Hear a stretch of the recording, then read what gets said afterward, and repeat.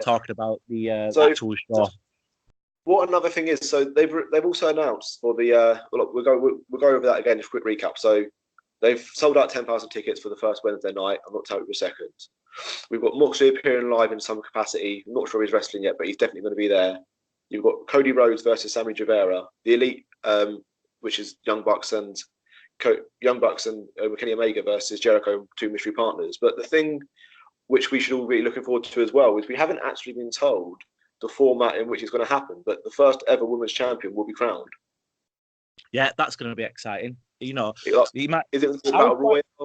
Is it going to be like a King of the Ring style thing, like where they have like 2 or 3 matches before and then have the main event as the title match? Who knows? It'll definitely be interesting, and you know, you never know. There might be a few more surprises from the roster wise. I mean, they might bring some more surprise stars in. You never know. Like, because who do you believe will be the first champion? I've got 1 or 2 people I'm thinking it could be, but from your perspective, who are you thinking it might be? I'm thinking it's going to be Awesome Kong. The reason being is she's got. You might have the same reason I might have as well, because like she was on my potential. So what's your reason? Yeah. So I think it'd be interesting if it's the same as mine thinking. I think Awesome Kong because of the big push she's got, the way she's been brought in, and you know, a bit like she's working for because she's working for what's her face, Brandy as well. Yeah. It just gives her heat straight away as a champion, doesn't it? Exactly. So that's that. You know, because if you look at how Brandy did that really heartfelt story on was it one of the Raw 2 series where she was crying and stuff. Everyone kind of got behind and thought, oh, you know, she's turned a new leaf. She's not going down the heel route. She's more babyface. And then then it was all just a joke. And obviously, you know, it turns out she's again with Awesome Kong and so I think to get a major heat on the belt and to get eyes on the women's division. I can see him going down that route at the early stages.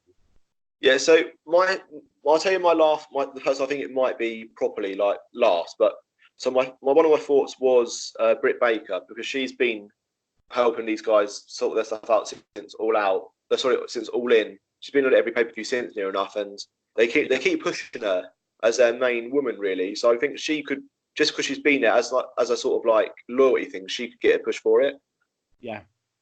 And then also, I know I was speaking to John last night, and John was quite happy, thinking it might be, is it Kylie Ray, the AEW Bailey she's similar to Bailey, isn't she? Yeah, Kylie Ray. But I'll tell you who I think it might be. You might agree, you might disagree. We're in the very so AEW is very all-inclusive, isn't it? It's they work with Culture City for people who have disabilities and who need help watching the shows to like help their anxieties or their audio issues. And the world we live in now is all inclusive. We're all very supportive of gay wrestlers, gay footballers, gay boxers. We're very happy to see these people come out. You represent the LGBT community, don't you? Yeah.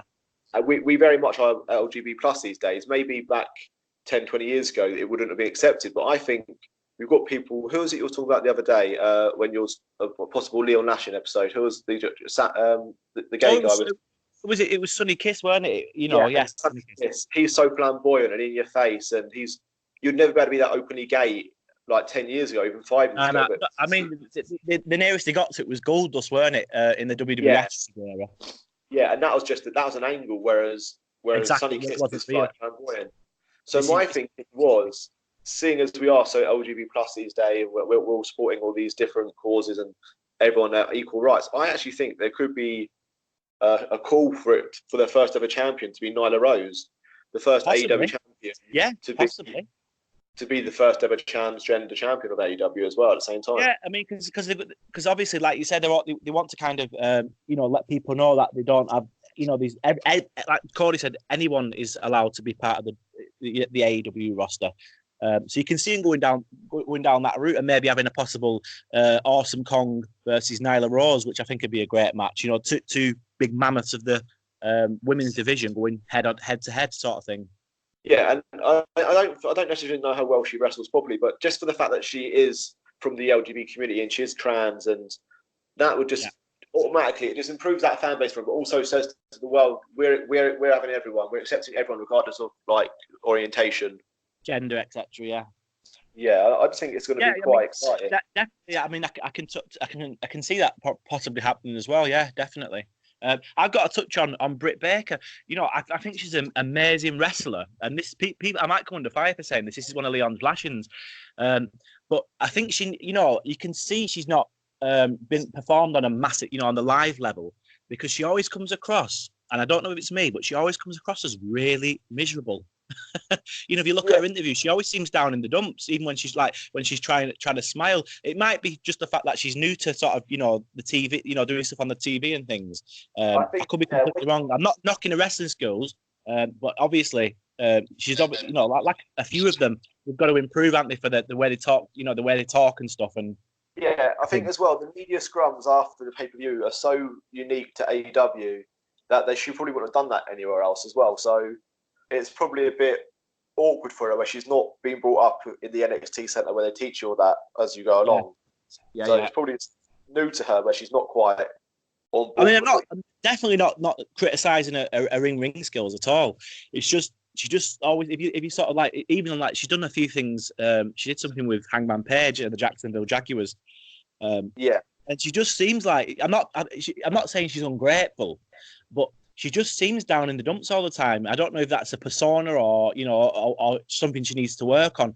She just looks miserable all the time. You know, instead of thinking, I've got this opportunity, I'm in AEW. You know, a lot of them, everyone's buzzing, but she just seems miserable all the time.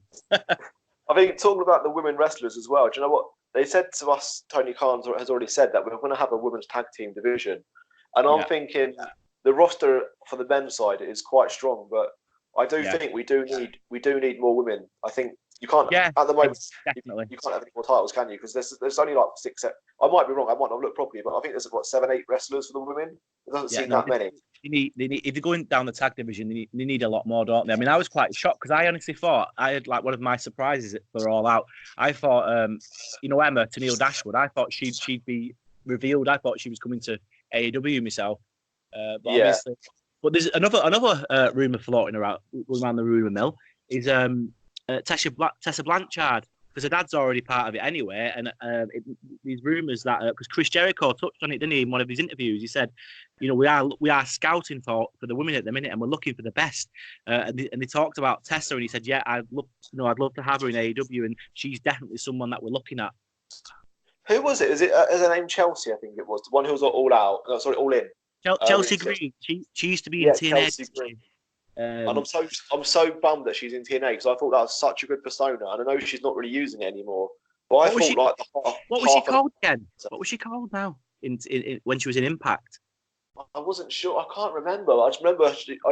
The first I saw of her, guys, because I wasn't very much part of the indie scene at all. But the first I saw of her was at All In, and I was thinking, wow, what a great persona. Her ring attire was like half wedding dress, half black. She was in Impact. Now, I do apologise to people listening. I can't, and the name just isn't coming to my head. Obviously, Chelsea Green. She was part of a stable, and it was I think Ali was something to do with it. She was getting. You know, it's so long ago now, but she was supposedly getting married to one of the wrestlers in the storyline, and it didn't work out. And she adopted that kind of like you know, crazy lady persona where she wore a wedding dress. And she wrestled like that. I just think that sort of character and that ability to have that sort of mixed personality persona was really good. Yeah, it's different and it's unique. It's not just like, you know, just your average female wrestler coming to the ring. It makes you stand out. It gives you something different. But obviously, she's gone to NXT now, and they've wiped that away, and they're putting her through the NXT mill. And you know, she's just. They're ripping up all her character and all her ability, and they're going to make her just a same old puppet. Is what they're going to do for her. Because what I found, I know we're not trying to touch on WWE too much, but they went through a stage of people coming over from the independents and letting them carry, you know, like when AJ Styles came and Ricochet came, and they're letting them carry on with the names and stuff. But because of AEW now, they've stopped doing that, and they've started giving they're giving like random names in, because quite a few of the stars that they've signed recently, they're giving like them kind of like random NXT names. Yeah, and I think I'm going to take a backward step. Actually, we were talking about earlier on Enzo and Cass about how they might come to AEW, especially after Enzo said last night, I think it was the night before, how he is coming back to wrestling. He's signed for someone to wrestle again with Cass. And that is also another potential storyline with Joey Janela after they had that confrontation at the concert. Yeah. I mean, was that a setup? Was that something to kind of get people talking? Exactly. Because why else